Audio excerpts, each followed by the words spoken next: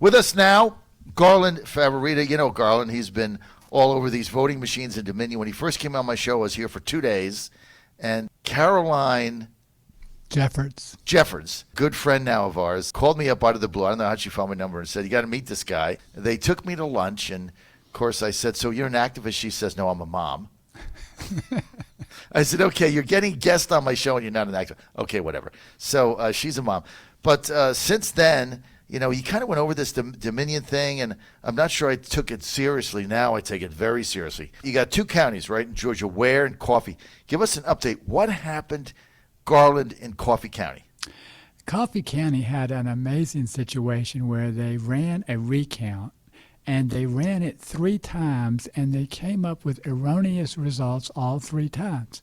The first time they ran the recount, the system just produced 39 votes out of thin air with the same number of ballots. So the number of ballots did not change, but yet there were 39 new votes for presidential candidates spread across the 3 candidates.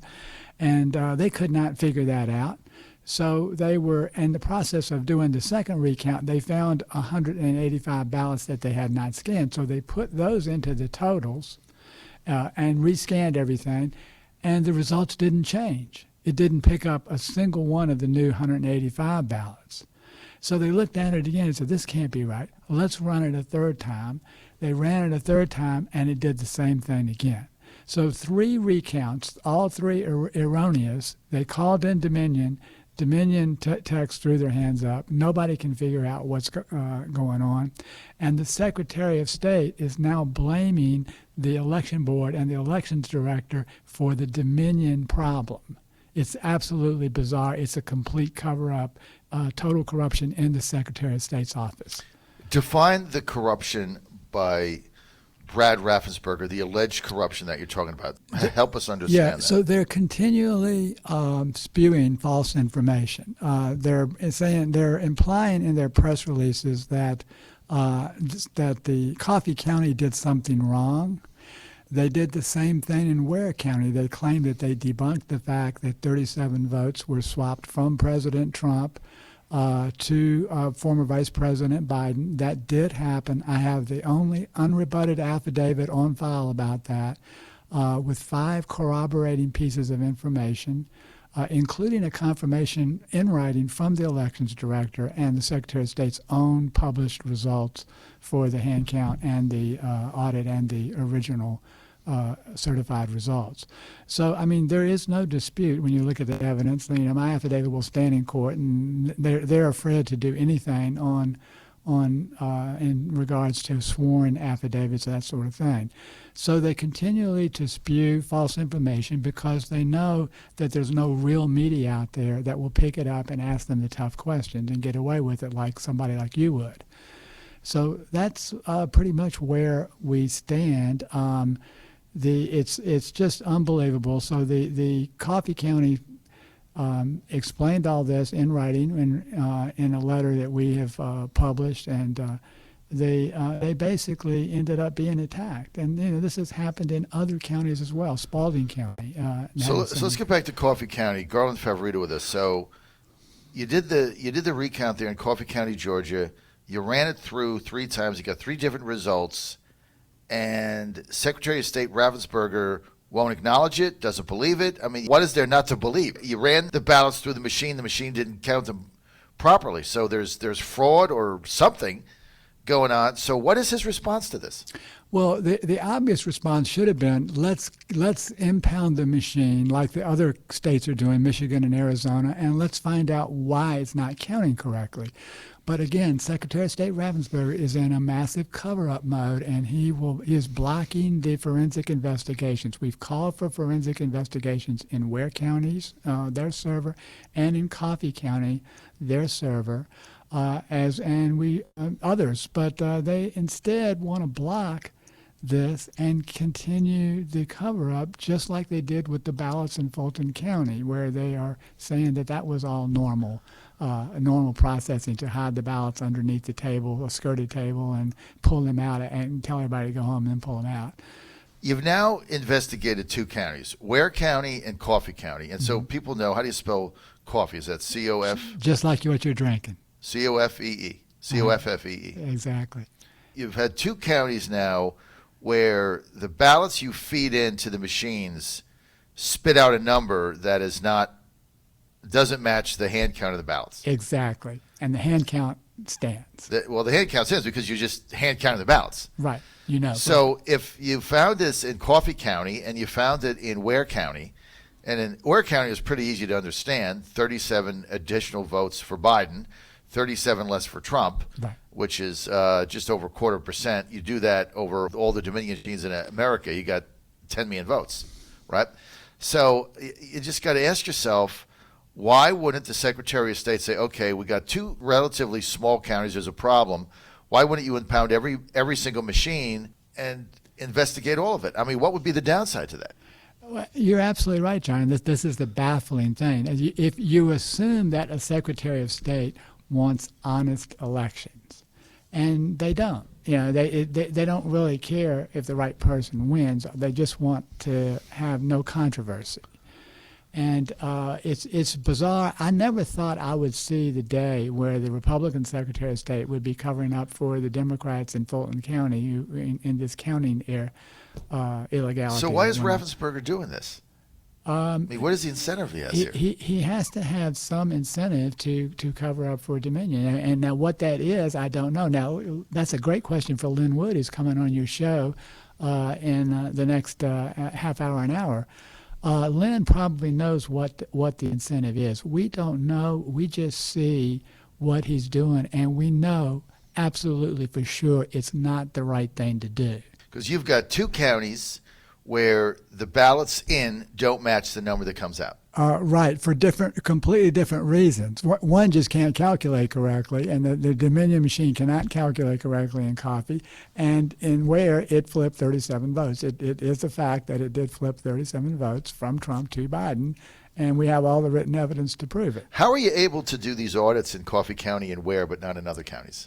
Well, what we did, we just simply did a comparison, John, in the Ware County case. We compared the Secretary of State's published results to the county's hand count audit results, and we saw that 37 votes flipped by the machine. According to the hand count, which everybody agrees. Have you taken a look correct. at every county in Georgia? We've looked at some of them. It doesn't appear that situation it repeats at other counties. However, the problem that we have is that the hand count audit was compromised by the Secretary of State. How? In 3 ways.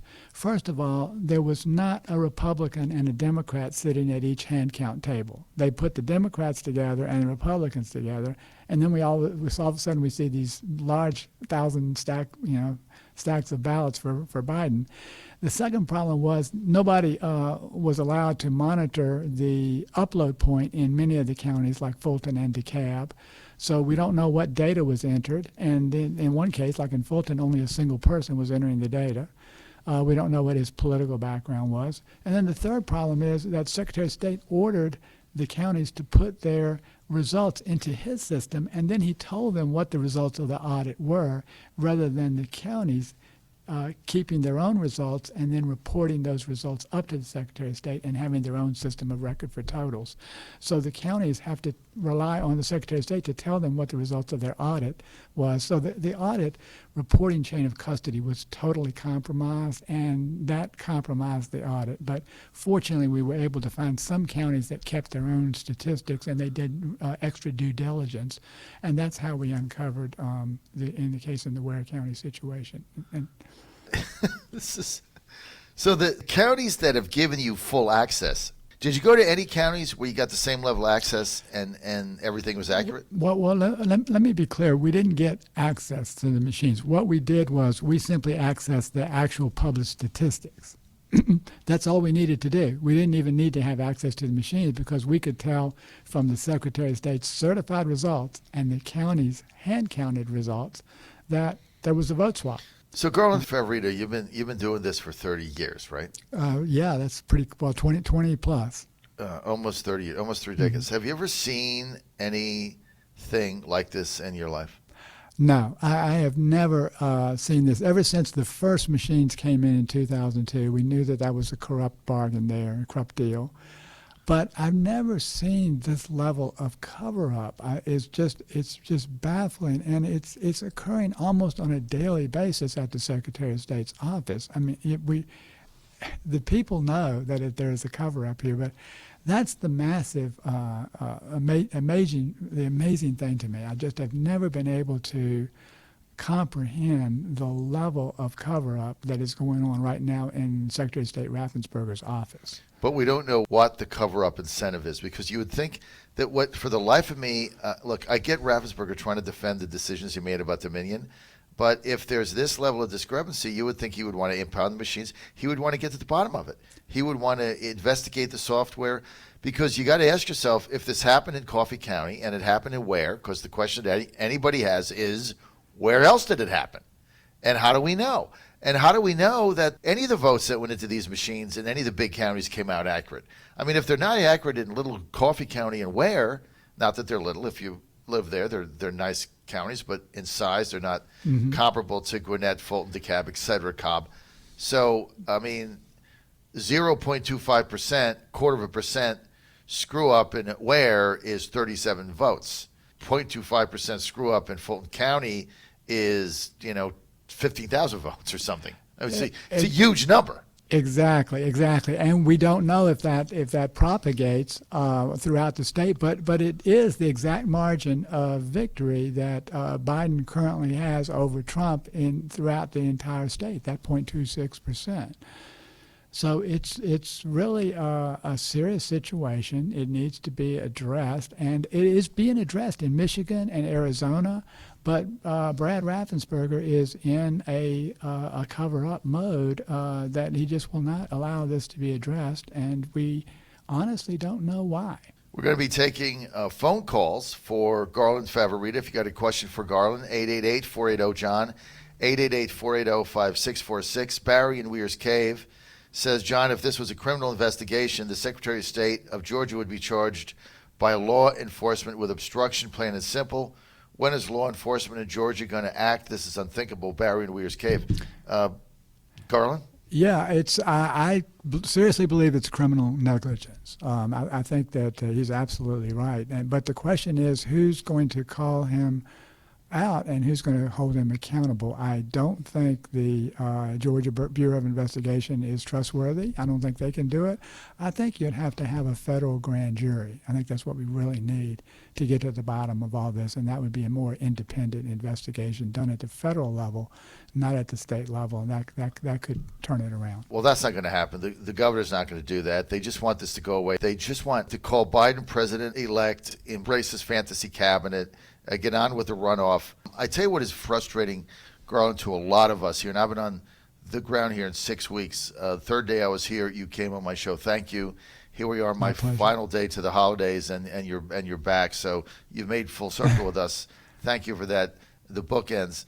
But for the life of me, I cannot understand why the two Republican Senate candidates are not all over this, because I mean, getting the vote out and doing going on a bus tour, that's all fine and good.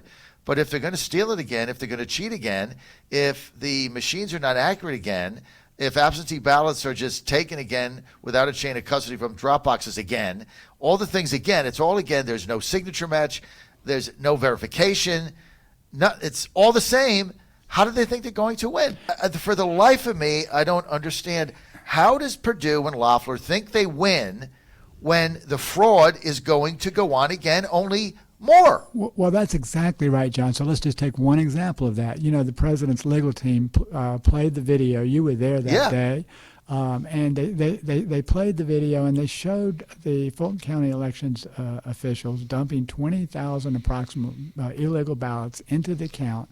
We provided the evidence that those were the ballots that changed the results of the election in Georgia. We showed the line feed to the House last week, and that's when Biden's spike went up, and that's the difference in the election.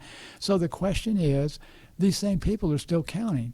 So if they're going to count the Senate votes, what would prevent them from doing the same thing again? And that's the question that most of the Republicans are asking right now in Georgia, and no one in the establishment is able to answer that question. And that's the $64,000 question that you asked, John. John Fredericks Radio Network, live in Alpharetta, Georgia.